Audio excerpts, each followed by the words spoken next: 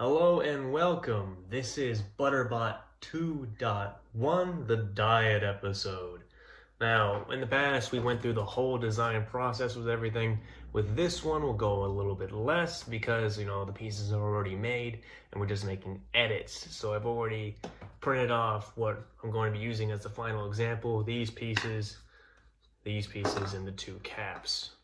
Now, for the diet, everything was already fully constrained by design constraints. So that means design constraints had to be changed for size.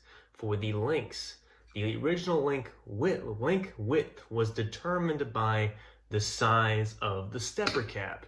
And the size of the stepper cap I had made intentionally large so that I could count for any kind of motor swaps and edit it for different motor interfaces in the future. That was smart at the time. But now, since it's too big, that constraint needs to change. And I changed it by first doing research on what kind of motors I would be using and then how big their interfaces were. And nothing was really above 10 millimeters wide. That was the pretty normal one. These steppers are 8. So we made a 12 millimeter shaft, which is about a third of the size of the previous one. So that means now these links can be brought down to 20 millimeters here with this shaft going in that way, and this fits in just fine and fits in fine here as well. Cutting all that weight away, we have about a third of the weight with the exception of this piece. This shape is constrained by the whole distance of the motor like before. So that fits in that way. That's how that screws in. And also, this being the same size prevents torsion on either side.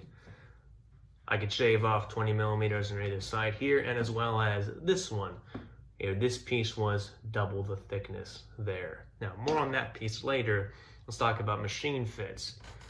This whole, while this is a, design-wise, a 12 millimeter shaft and a 12 millimeter hole, that's really not it.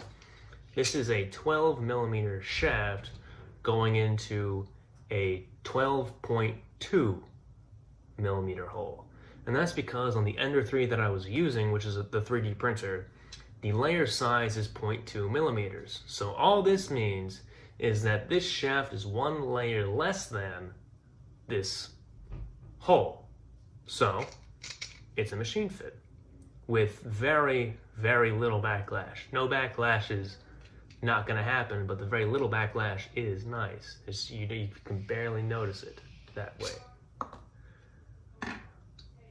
Now, this looks a lot different than the original Link 2 that I had, and that's because I went ahead and I cut off that piece and removed it for a different print, but that's going to be in a different video talking about fixing the weird shape of this. But this covers the machine fits as well as the OG diet.